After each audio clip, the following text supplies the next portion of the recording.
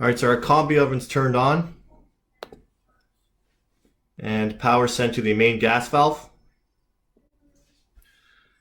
At this point in time, we would check our gas out. Our gas out would read 0 inches water column.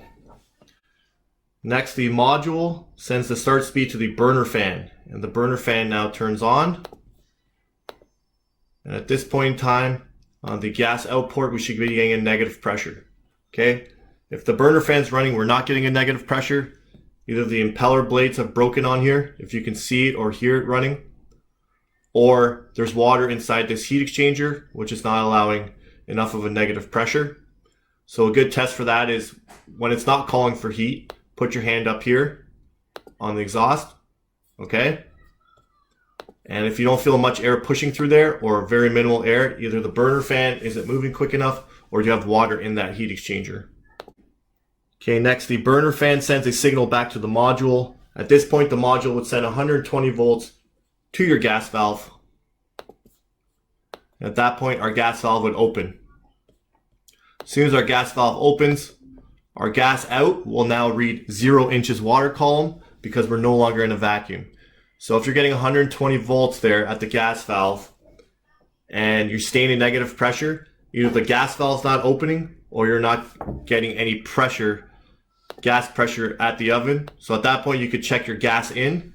We want to be 5.5 to 14 inches water column dynamic. In this case, because it's not operating, it would be a static test, but we're just checking to confirm, hey, is there gas at least coming into the unit?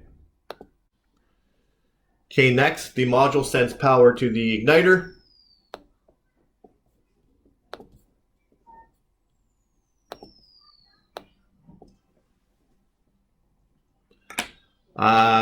At this point, we have gas.